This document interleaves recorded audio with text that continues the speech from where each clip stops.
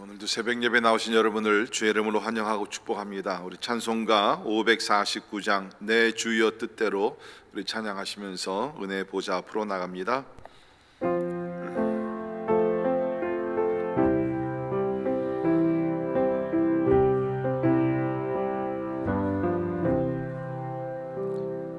내 주여 뜻대로 행하시옵소서. 온 몸과 영혼을 다 주께 드리니 이 세상 고락가 주 인도하시고 날 주관하셔서 뜻대로 하소서. 내 주여 뜻대로 행하시옵소서. 근심 중에도 낙심케 마소서. 주님도 때로는 울기도 하셨네. 날 주관하셔서 뜻대로 하소서. 내 주여 뜻대로 행하시옵소서. 내 모든 일들을 다 주께 맡기고 저 천성 향하여 고요히 가리니 살든지 죽든지 뜻대로 하소서.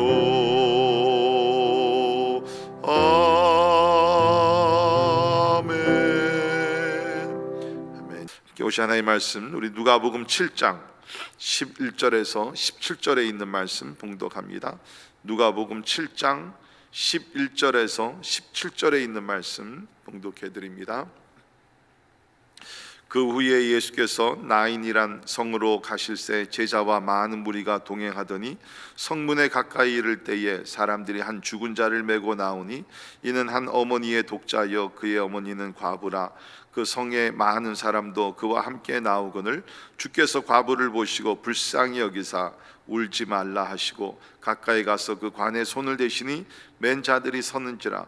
예수께서 이르시되 청년아 내가 네게 말하노니 일어나라 하시매 죽었던 자가 일어나 앉고 말도 하거늘 예수께서 그를 어머니에게 주시니 모든 사람이 두려워하며 하나님께 영광을 돌려 이르되 큰 선지자가 우리 가운데 일어나셨도다 하고 또 하나님께서 자기 백성을 돌보셨도다 하더라.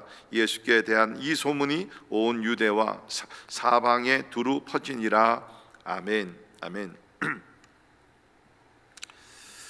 우리가 살다 보면 이 세상에서 크고 작은 어렵고 또 슬픈 일을 많이 당하게 됩니다. 특별히 목회를 하다 보면 이렇게 슬픈 일을 당하신 우리 또 가정들을 위로하며 또 격려해야 될 때가 있는데, 아마 제가 목회하면서 가장 힘들고 그 어려운 그러한 그 일 중에 하나는 자녀들을 먼저 보낸 그 가정들, 또 장례식을 또 집례하며 나아갈 때 참 그 너무 슬프고 너무 마음이 아프고 또 힘들어하는, 특별히 그 부모님, 그 어머님의 그 모습을 보면서 참 하나님께 많이 또 기도하고 또 위로를 구할 수밖에 없는 그러한 때들이 없지 않아 있었습니다. 아마 우리 세상에서 우리가 당하는 많은 슬픔 가운데 자녀들을 먼저 보내야 되는 그러한 슬픔이 제일 감당하기가 어려울 것입니다. 오늘 본문 말씀을 보게 되면 예수님께서 나인 성을 방문하시게 되는데 그때 보니까는 여기 그 한 여인이 이제 자기 아들이 세상을 떠났습니다. 아마 갑자기 세상을 떠났겠죠. 독자라고 요새 얘기하고 있고 또 과부라고 얘기를 하고 있습니다. 그러니까 과부로 자기 그 아들만, 독자 아들만 바라보며 살다가 무슨 일인지 모르지만 아들이 세상을 떠나게 됩니다. 그러니까 이 여인은 모든 것을 다 잃어버린 것과 마찬가지죠. 사랑하는 남편을 잃었고 이제 또 사랑하는 독자를 잃어서 그야말로 절망 가운데서 슬퍼하며 고통스럽게 이제 장지로 향하는 그러한 이 여인의 모습을 오늘 성경에서 우리가 함께 볼 수 있습니다. 감사하게도 성경을 보게 되면 우리 하나님은 슬픈 자들을 위로하시는 하나님이시다. 우리 이사야 49장 13절을 보면 하늘이여 노래하라, 땅이여 기뻐하라, 산들이여 즐거이 노래하라. 여호와께서 그의 백성을 위로하셨은즉 그의 고난당한 자를 긍휼히 여길 것임이라. 그의 고난당한 자를 긍휼히 여기신다. 무시하지 않으신다는 거예요. 위로하시고 주께서 참으로 능력으로 함께 해주신다는 거예요. 혹시 여러분들 가운데 참 슬프고 어려운 일들을 당하신 분이 계시면 오늘 말씀을 통해서 큰 위로가 되기를 주님의 이름으로 축원합니다. 우리 하나님은 우리 성경을 보게 되면 고통 중에 있는 자들을 무시하지 아니하시고 저들의 눈물을 닦아주시고 우리 하나님께서 위로해 주신다는 것입니다. 우리 계시록 21장 4절을 보게 되면 모든 눈물을 그 눈에서 씻기심에 다시 소망이 없고 애통하는 것이나 곡하는 것이나 아픈 것이 다시 있지 아니하리니 처음 것들이 다 지나갔습니다. 이제 우리가 예수님 재림하시고 새하늘과 새 땅이 임하게 되면 여기 보면 모든 눈물을 그 눈에서 씻어 주신다. 고통과 슬픔과 죽음과 이 모든 것들이 다 지나가게 되고 더 이상 존재하지 않게 되는 그러한 천국이 우리 가운데 임한다라고 얘기를 하고 있습니다. 그렇기 때문에 우리는 이 땅에서 잠시 우리가 슬픔과 고난, 죽음을 우리가 경험할 수 있습니다. 그러나 우리 하나님을 믿는 사람들은 궁극적으로 영원한 천국의 소망, 이것을 바라보면서 우리가 슬픔도 극복하며 나가야 될 줄을 믿습니다. 자, 우리 오늘 본문 말씀을 통해서 이렇게 큰 슬픔을 당한 여인을 하나님께서 어떻게 예수님께서 축복하시고 또 위로해 주셨는지 우리 한번 살펴보도록 하겠습니다. 첫째는 우리 말씀 보면 예수님은 고통 중에 있는 사람들을 찾아가신다는 것입니다. 오늘 말씀 보면 예수님께서 가버나움, 우리 갈릴리 북쪽 지방이죠, 가버나움에서 사역을 하시다가 남쪽에 오늘 나오는 나인성인 것은 우리가 한 20마일 정도, 우리 가버나움에서 남쪽에 있는 곳인데요, 아마도 예수님께서 이런 사건이 일어날 것을 아시고 방문하셨다고 저는 생각이 됩니다. 우리 전지하신 하나님은 모든 것을 다 아시지 않습니까?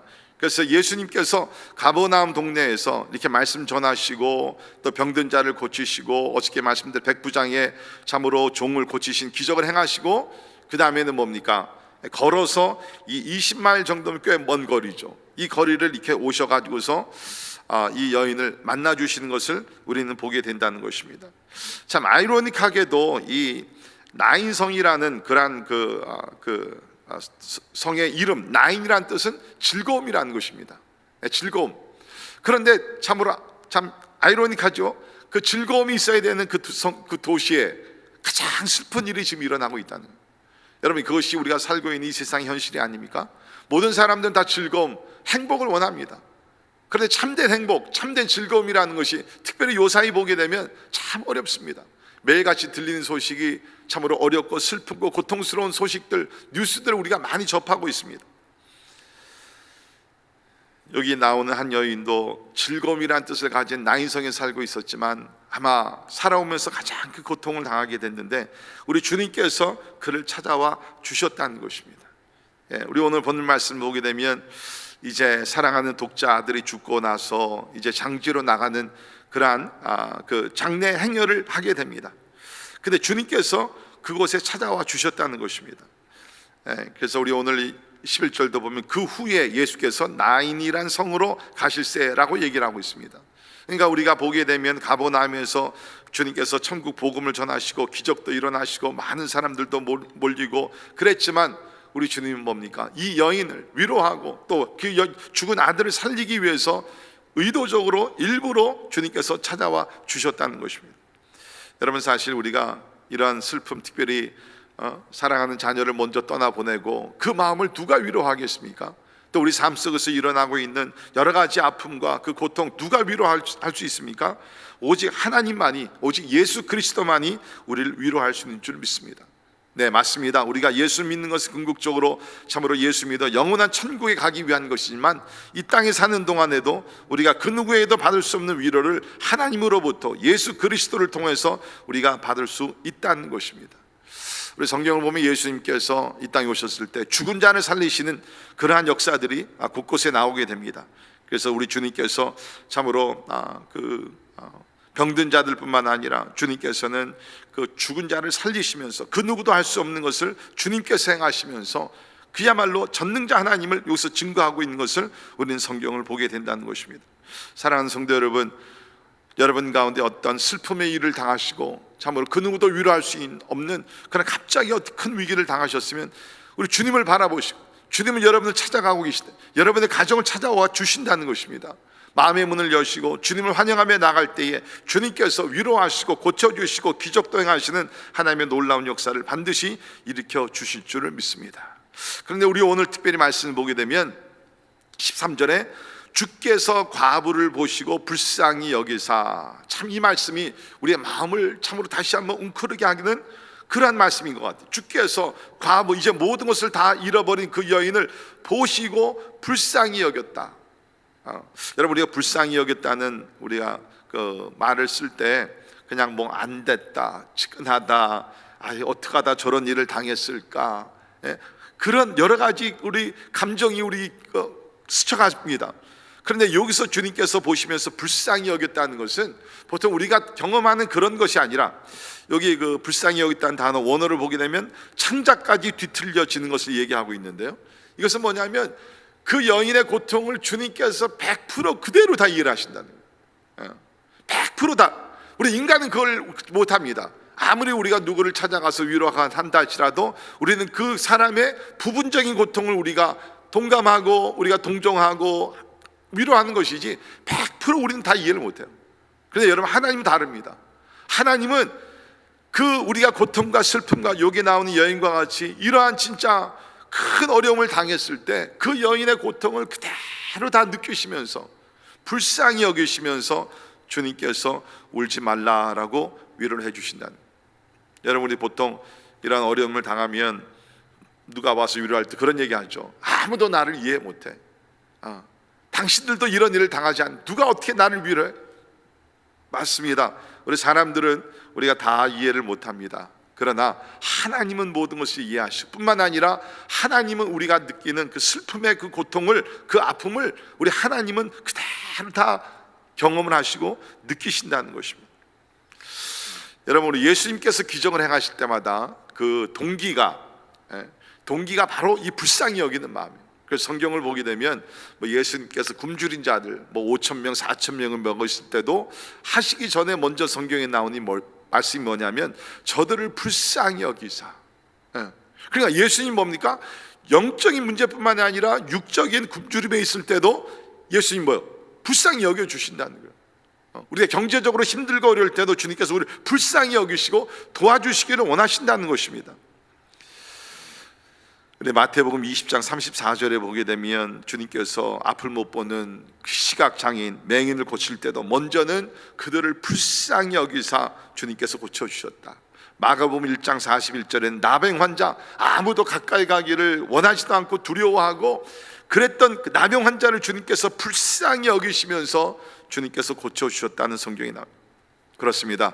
우리 하나님께서는 특별히 어려움을 당한 자들, 또 고통을 당한 자들, 참으로 우리 사람의 힘으로 해결할 수 없는 문제를 당할 때 먼저 우리를 향하시고 그 눈이 우리를 향하시면서 불쌍히 여기시면서 우리가 참 겪는 모든 것을 주님께서 다 겪으시고 느끼시면서 우리를 도와주시기를 원하시는 그러한 구원자 하나님이시라는 겁니다. 두 번째 우리가 여기서 배울 수 있는 것은 뭡니까? 예수님은 죽은 자를 직접 만지시면서 살리신다는 것입니다. 14절에 보시면 가까이 가서 그 관에 손을 대시니, 여러분 우리가 법적으로 보게 되면 레위기 22장 4절에 보게 되면 참으로 죽은 시체를 만지지 못하게 됐고요. 또 이런 관도 손을 대지 못하게 되 있는 것이 그러한 법입니다. 그런데 예수님께서는 관에 손을 대시사, 이게 율법의 어떠한 그러한 요구와 율법에 행해서는 안 될 모든 것, 그러나 뭡니까? 주님은 생명의 주가 되시고 그 율법의 완성자가 되시기 때문에 주님께서 오셔서 관에 손을 대시면서 주님께서 고쳐주셨다라고 성경에서 이야기를 하고 있다는 것입니다. 사랑의 법으로 오랫동안 지켜오던 의식적인 법을 뛰어넘으셨다는 것입니다. 오직 예수님만이 하실 수 있는 것이죠. 그래서 우리 예수님은 성경을 보게 되면 아까 말씀드린 대로 나병 환자들도 구약에 기록된 율법의 법을 다 성취하시면서 뛰어넘으시면서 나병 환자를 어루만지시면서 고쳐주셨다는 것입니다. 이것이 소위 얘기하는 사랑의 법이라는 거예요. 사랑의 법. 우리 예수님은 기계적으로 그냥 능력으로만 고치신 것이 아니라 저들을 사랑하며 아끼시면서 손을 대시면서 주님께서 고쳐주시고 죽은 자까지 살리신 것을 우리는 여기서 보게 됩니다. 죽은 자가 어떻게 살아납니까?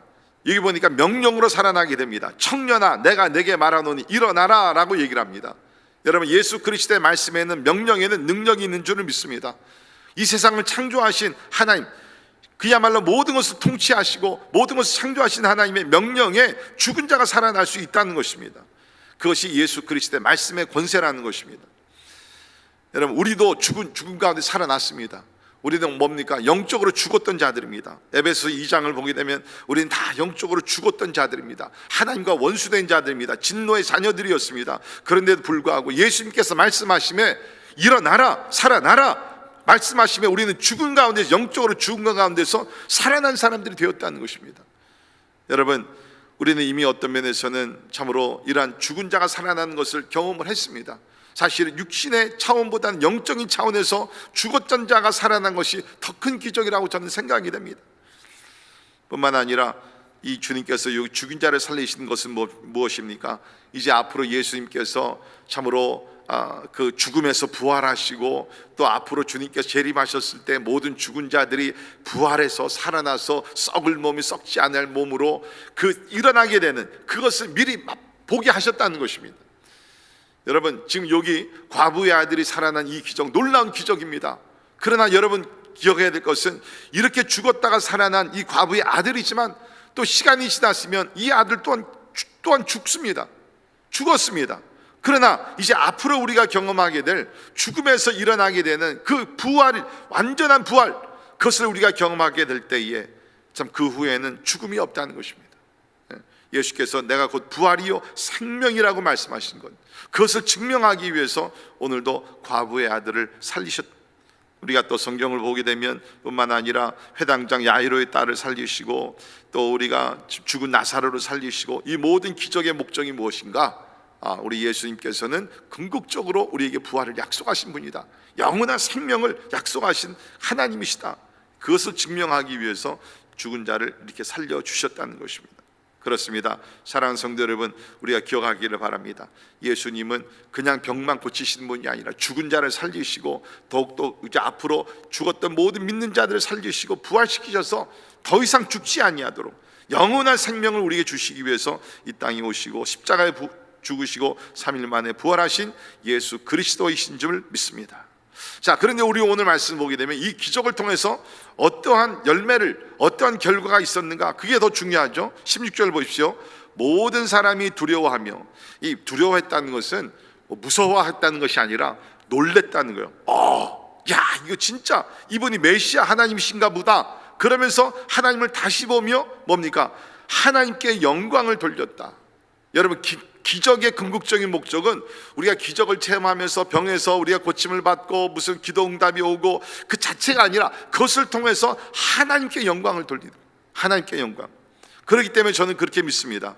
우리는 이 땅에 살면서 기도하면서 믿음으로써 기적들이 일어나야 합니다. 기적 자체도 중요하지만 그것보다 더 중요한 것은 그것을 통해서 믿지 않는 세상에 하나님이 살아계신 것을 증거하며 그것을 통해서 하나님께 영광 돌리기 위해서 기적들은 일어나야 된다는 것입니다. 여러분, 기적을 위해서 기도하십시오. 그것을 통해서 하나님께 영광이 되기 위해서 우리는 기도하며 믿음으로 나가야 된다는 것입니다. 그러면서 오늘 말씀 보면 그들이 이렇게 얘기합니다. 큰 선지자가 우리 가운데 일어나셨도다. 여기서 큰 선지자라는 것은 다시 말해서 메시아가 임했다는 것입니다. 메시아가 임했다. 그렇습니다. 복음서에 나오는 예수 그리스도의 모든 기적은 궁극적으로 뭡니까? 하나님이 이 땅에 임하셨다. 우리의 구원자가 이 땅에 임하셨다. 그것을 증거하기 위해서 주님께서는 기적을 행하셨다는 것입니다. 저는 믿습니다. 오늘도 복음이 전파되는 곳에는 기적이 일어납니다. 그러므로 인해서 구원자 예수 그리스도를 우리가 증거할 수 있다는 것입니다. 어떤 사람들 그렇게 얘기하죠. 오늘날은 기적이 일어나지 않는다. 과학시대 때 무슨 기적이 필요한가? 절대로 아닙니다. 못 고치는 병이 우리가 얼마나 많이 있습니까? 사람의 힘과 능력과 지혜로 해결할 수 없는 문제들이 얼마나 많이 있습니까? 그때는 하나님의 기적이 필요한 것입니다. 기적을 통해서 하나님이 높임을 받고 그리스도의 복음이 전파되고, 특별히 우리가 복음을 전파할 때 그 가운데 기적이 일어나기 위해서 여러분 기도하시고 믿음으로 하나님 앞에 아뢰는 가운데 이 모든 것을 통해서 하나님께 영광, 예수 그리스도가 우리의 구원자라는 것을 증거하고 이 모든 것을 통해서 수많은 영혼들이 예수님 앞에 나오며 17절의 말씀과 같이 이 소문이 온 유대와 사망에 두루 퍼졌다라고 그랬는데, 오늘도 그리스도의 복음이 전파되고 하나님의 영광을 드러내기 위한 기적이 일어나서 예수 그리스도의 소문이 온 세상에 가득 차기를 주의 이름으로 축원합니다. 기도하겠습니다. 고마우신 하나님 감사합니다. 우리가 이 세상에 살면서 참 여러 가지 힘들고 어려운 슬픈 일을 많이 당합니다. 그러나 그때 주님 함께 하시고 우리의 눈물을 닦아 주실 뿐만 아니라 우리가 믿음으로 간구하며 기도하면 우리 하나님께서 참 그 문제들을 해결하시고 병든 자를 고치시고 죽은 자까지 살리신 하나님이실진데, 오늘도 우리가 낙심하지 말게 하시고 하나님을 의지하며 기도하여 기적들이 일어나 살아계신 하나님을 증거하며 하나님께 영광 돌리게 하여 주시옵소서. 지금은 우리 주 예수 그리스도의 은혜와 하나님의 크고 놀라우신 사랑과 성령님의 감화 감동 역사 충만케 하심이 슬픔 가운데도 낙심하지 아니하고 우리를 위로하시는 하나님만 의지하며 주님 앞에 나아가 기도하여 하나님의 능력과 사랑과 참 하나님의 역사가 일어나 하나님께 영광이요 그리스도의 복음을 전파하기를 원하는 우리 사랑하는 모든 성도들 머리 위에 지금부터 영원까지 함께 하시기를 예수님의 이름으로 간절히 축원하옵나이다. 아멘.